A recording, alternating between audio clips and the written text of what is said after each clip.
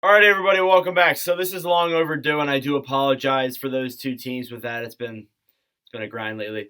Dallas versus Vegas. The Western Conference Finals. Now, in the first year of me doing this content, the first conference finals that I witnessed was obviously during the bubble. But it was Dallas versus Vegas, and let me just say that was a very fun and very entertaining series. And I really enjoyed watching these two teams play in that year's playoffs, and I've enjoyed them even more this year, 100%. This is going to be a fun series. There's no doubt in my mind. Both these teams bring the offense. They bring the close knit defense. Goaltending is kind of a little bit out there for both teams. I'm going to say that for both teams. But anyways, let's get into this preview. We'll start out with Vegas. The Knights went 51, 22, and 9 for 111 points. They defeated Winnipeg in the first round in 5 games, and then they defeated Edmonton in the second round in 6 games. So it was a very back and forth, type 2 series there. Look, I think Vegas is a really solid team. They're not getting a lot of credit for what they're doing.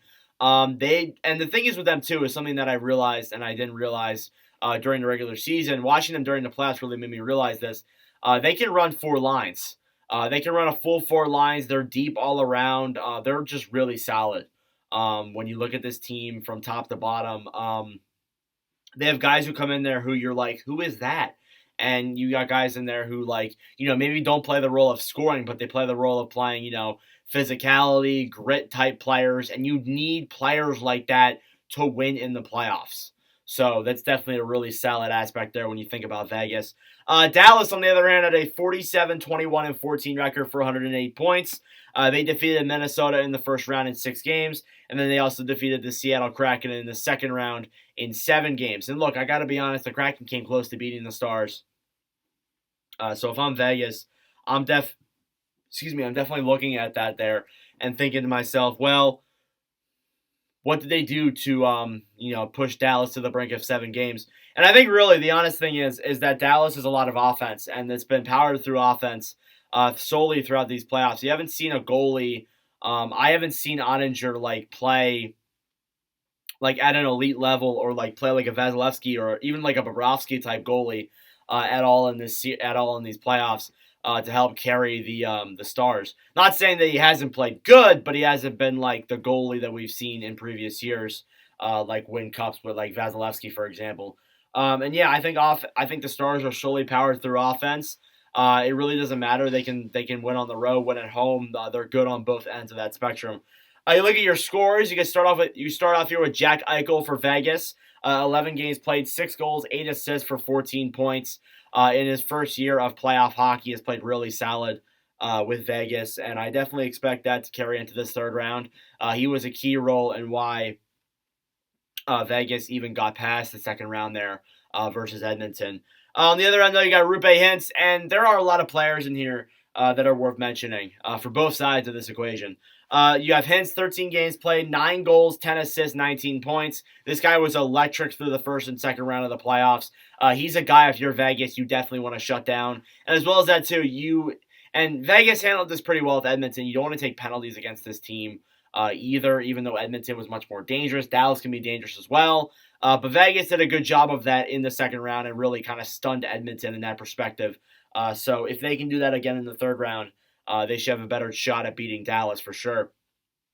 Next up then, Mark Stone, who, as I mentioned, actually came back from injury in this year's playoffs and has proven that just doesn't matter. 11 games played, 5 goals, 7 assists for 12 points, has been really solid through this entire playoff run. On the other end, though, you got Jason Robertson, 13 games played, hasn't been scoring all that much, 2 goals, 10 assists, 12 points, just racking up the assists there, passing the puck to guys like Joe Pavelski, Roope Hintz, etc. Just passing the puck, making good feeds, all that good stuff. That's what Robertson does. Hasn't scored all too much. If I'm expecting something out of this round, I'm expecting probably a Robertson goal. I'm just feeling it. Honestly, he hasn't scored in a hot minute. Then you got Chandler Stevenson for Vegas.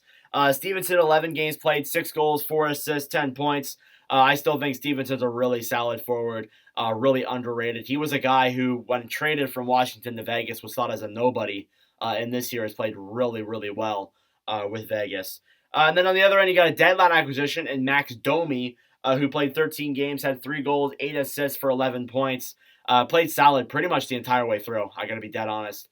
There were a lot of points in this season where I was like, yeah, he's playing all right, or in these playoffs, sorry, where he's played really well. And as a guy who on a Dallas team, he's not really talked about. In the regular season, his stats with Dallas were kind of meh, but now he's really picked it up in the playoffs for sure. But other guys, Marchessault for Vegas. Scored that hat trick in Game 6 against Edmonton, was a key role in why they won that game in the series. Joe Pavelski surprisingly didn't crack the top 3 in star scoring. I was shocked. Domi had a very good second round, but like Pavelski scored an insane amount of goals in that second half of that playoffs in that second round. Just like being injured in Game 1 of the playoffs and then coming back in Game 1 of round 2. He looked pretty pissed off, and he just scored 4 goals, and he's scored even more since.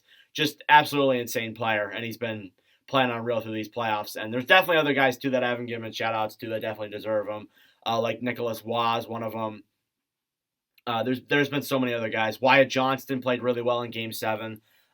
There's so many guys you could give a shout-out to 100%. Goaltending, and look, Vegas's goalies are up in the air. There's so many you could choose from. Brossoit, I believe, is hurt. So you got Hill, Thompson, and Quick. I believe they're going to go Adin Hill, though, to start off this third round. 5 games played, a 3-1 record, a 2.19 goals against average, and a .934 save percentage. As an Arizona Coyotes fan, I cannot tell you how happy I am to see Adin Hill in the conference finals. If there's anybody I want to see win a Stanley Cup, it's Adin Hill. I love Hill so much. I enjoyed him so much. I wanted to get a jersey for him, but he got traded before I could, so hurts. On the other end, though, you got Jake Ottinger for the Dallas Stars. 13 games played, an 8-5 record, a 2.75 goals against average, and a .903 save percentage. Again, not like the best stats in the world, but still, Ottinger's played pretty solid. But the Stars' offense is really overpowered the goaltending overall. So yeah, the game-by-game record goes as follows, and it's 3-0 Dallas. And I actually looked at the stats like preseason, postseason, regular season. The last time that Vegas has beaten Dallas was in December of 2021. So it's been a while. So the first game was January 16th. That was a 4-0 win in favor of Dallas. The next game was February 25th, a 3-2 win for Dallas. The next one was April 8th, and that was a 2-1 win for the Dallas Stars. So 2 of those 3 were 1-goal difference games. But overall, Dallas has had the upper hand on Vegas when you look at the stats since 2021. So if you're looking at it that way, then hey, Dallas has a good chance of winning the series. But I don't know. My prediction: I have Dallas winning it in either 6 or 7. Look, honestly, I've doubted Vegas three times now in this playoffs, and if they win another time, hey, God bless them. But like this has been. Since I started watching hockey, and this is the 6th season I've watched hockey, in 5 of the 6 years, Vegas has made it to the conference finals, and one of those being in the Stanley Cup Finals.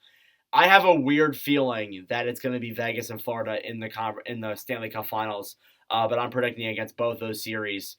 I'm going to have Dallas and Carolina going to the finals. But anyways, let me know your thoughts down below in the comment section. Thank you all very much for watching. For all of your support, I really do appreciate it. Apologies for the lateness on this uploading of this video. It should have been out way earlier, but I greatly do apologize. Thank you all for watching, and I will see you guys in the next video. Adios.